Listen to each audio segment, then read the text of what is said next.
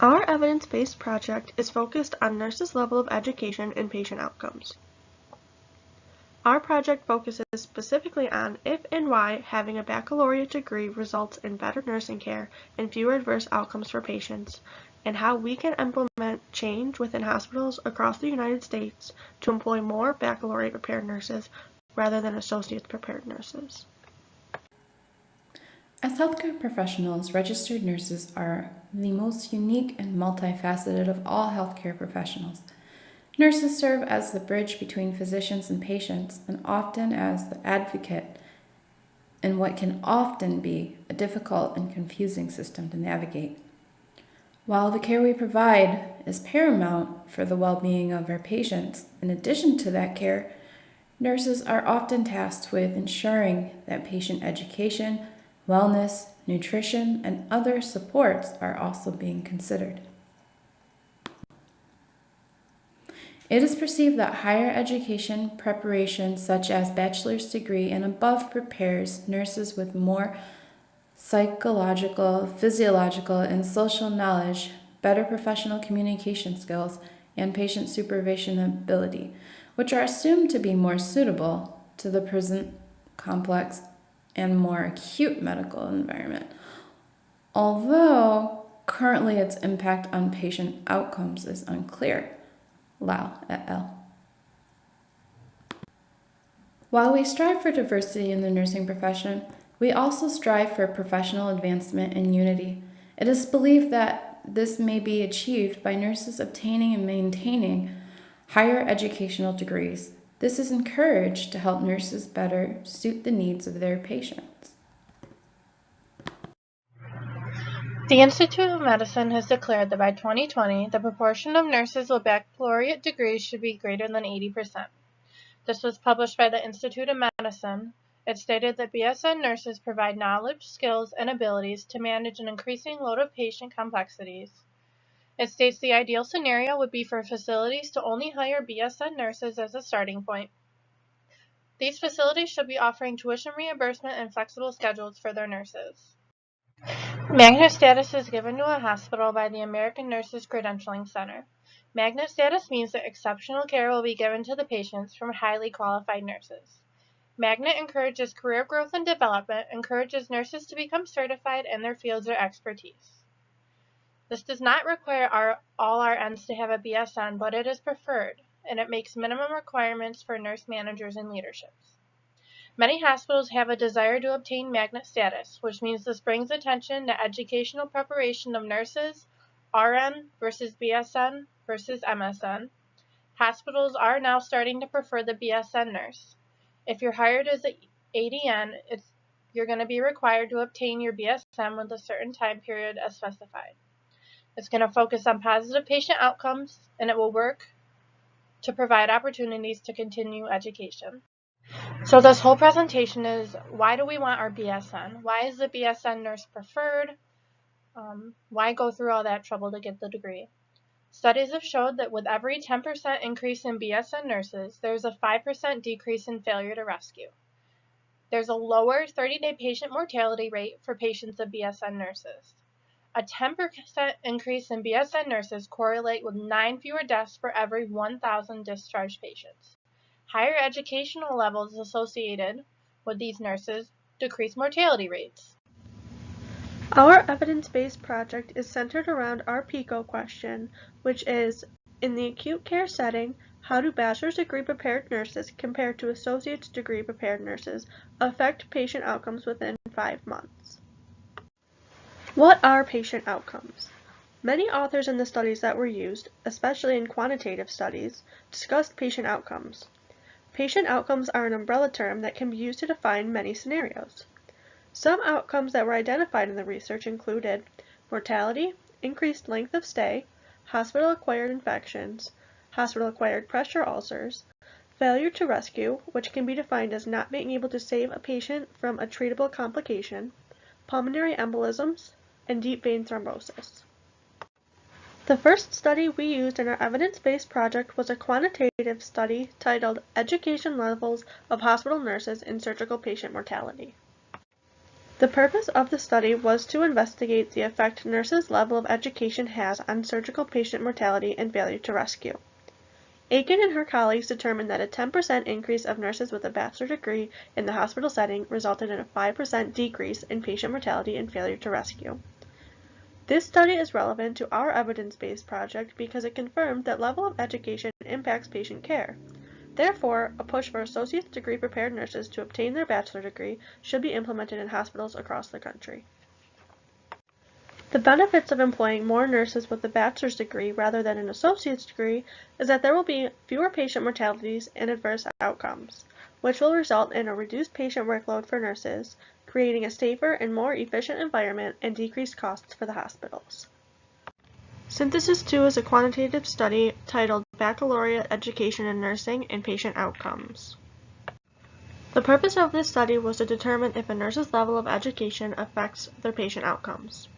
The findings of this study were hospital units with more baccalaureate-prepared nurses had patients with fewer mortalities due to congestive heart failure, less pressure ulcers, declined rates of failure to rescue, reduced pulmonary emboli and deep vein thrombosis, shortened length of stay, and though not statistically significant, declining infection rates. The relevance to the study, again, is the level of education impacts patient outcomes, therefore nurses should be required to obtain their BSN. The benefits to this study, as previously mentioned in the first study, are fewer patient mortalities and adverse outcomes leading to decreased patient workloads for nurses and reduced costs for the hospitals. Barriers to this study is, though it was published in 2013, the research was actually collected in 2005. Therefore, a more up-to-date study should be conducted to conclude the findings, which is ultimately the purpose of our evidence-based project. The first study we looked at was titled RN to BSN Students' Perceptions of the Differences in Practice of the ADN and BSN Prepared RN. The purpose of the study was to explore the RN to BSN students' perceptions of the ADN and BSN prepared nurses' practice. The study basically looked at how ADN prepared nurses felt about getting a BSN degree and if they understood the importance of obtaining this degree that is pretty much either preferred or required by employers at hospitals now. The study showed that continuing education is crucial in the nursing profession. It also analyzes factors as to why nurses would want to go back to school for their BSN. Some of these factors include professional growth, encouragement or requirement by employers to obtain the degree, and desire to seek graduate education or career advancement. Many hospitals are now preferring or even requiring that nurses have a BSN.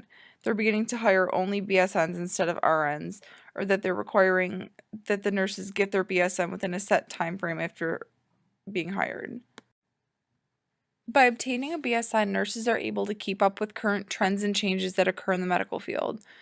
Having a bachelor's degree allows the nurse to understand nursing research and evidence-based practice better than a nurse with an associate's, and it can also develop a want to learn more, and the nurse may want to continue their education to the graduate level. However, some nurses don't really see a difference in patient care when comparing a BSN prepared nurse to an ADN prepared nurse. Some nurses think that the BSN competencies are necessary for work away from the patient's bedside. This is relevant because it allows for nursing educators to teach these competencies to different practice roles. So the results of this study basically showed that the sample population that was looked at was kind of split right down the middle, where half understood why employers were kind of requiring it upon the hiring of new nurses, and the other nurses in the other half couldn't really understand what the difference was between an associate's prepared nurse and a BSN, because at work they kind of were doing the same thing. They didn't really have any other duties away from the patient's bedside, so it was kind of split just right down the middle. In 2016, Lyle, Sun, Yu, and Lee published a meta-analysis called the Association of Nurse Educational Preparation and Patient Outcomes. This was a systematic review, a meta-analysis, and it was quantitative in nature. The meta-analysis starts out by saying that clarification of the impact of higher educational preparation of nurses is crucial today when funding for nurse education and recruitment is limited. The purpose of this was to determine if there is an association between nurse education levels on patient mortality and failure to rescue. Failure to rescue is the inability to prevent death after a complication arises. This could be due to a CAUTI, eclampsia, hospital-acquired pneumonia, PE, DVT, shock, or cardiac arrest. The findings released in this systematic review was that there is a significant association between education level and patient mortality and failure to rescue.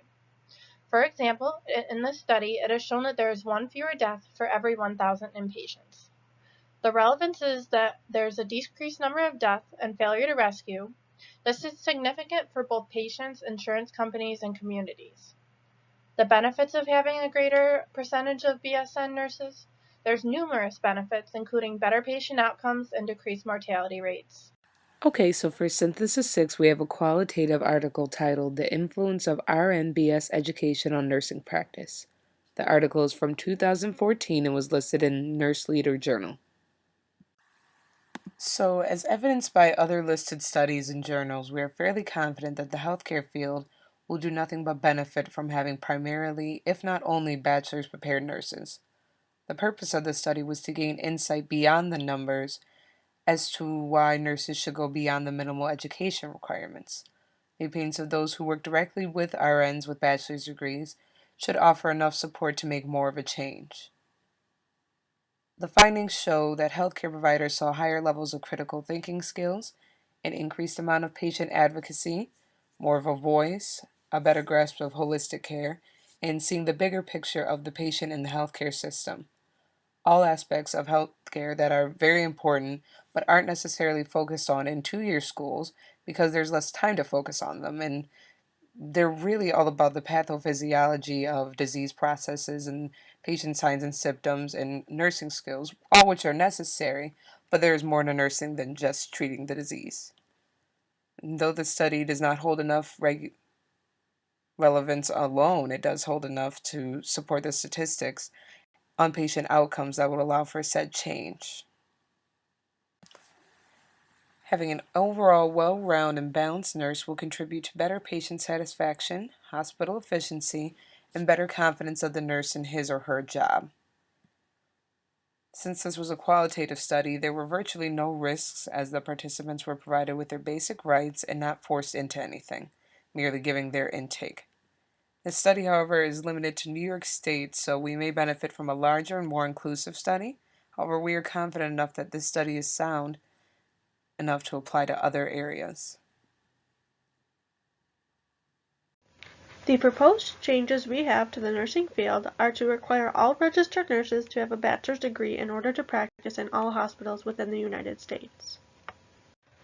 Resources we will need in order to bring about such a change include the development of more state and hospital reimbursement programs to nurses for tuition costs, additional BSN college programs at a more affordable cost, additional RN to BSN college programs also at an affordable cost that allow working nurses the time to complete their coursework without affecting their work schedule, additional accelerated baccalaureate programs. Those are defined as programs that grants those who already have completed a bachelor's degree in another field licensure as a registered nurse after they complete a 12 to 18-month accelerated nursing program. And lastly, a hospital to conduct the study with 2 medical surgical floors available to compare and contrast patient outcomes from associates prepared nurses versus bachelor's prepared nurses. The study that we're proposing is a quantitative study that will be conducted in an acute care setting on a medical, surgical, or telemetry unit. We would have ideally one unit with strictly BSN prepared nurses and another unit with strictly associates prepared nurses. We would have 25 bachelor's prepared nurses and 25 associates prepared nurses, plus the patients that they're caring for.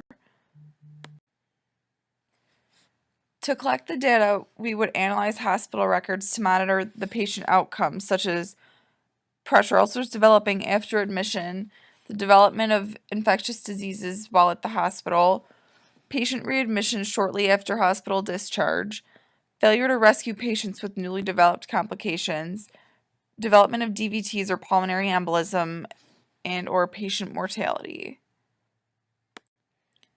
We would bring about this change in practice by getting the CEOs and presidents of hospitals to become more aware of this research. In the hospitals, seminars and in-services can help educate current employees about the importance of obtaining a bachelor's degree. We could also push for public seminars to involve the community on the importance of continuing education.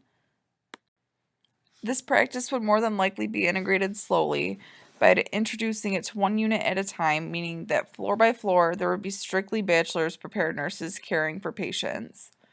To monitor the outcomes of this, we would hold weekly meetings with nursing supervision, charge nurses, and staff nurses of the units who will be strictly bachelor's prepared care. We could also send out a survey to patients and their families to hear their input about their care. The future of nursing will hold many changes. Nurses must maintain their skills, knowledge, intuition, and desire to learn in order to ensure that they're doing what is best for the outcomes of their patients and for the overall collaborative environment in the healthcare setting. Continued education through higher degree achievements will provide the ability to foster such skills. Lastly, here is just a quick look at the references we used to complete our evidence-based project.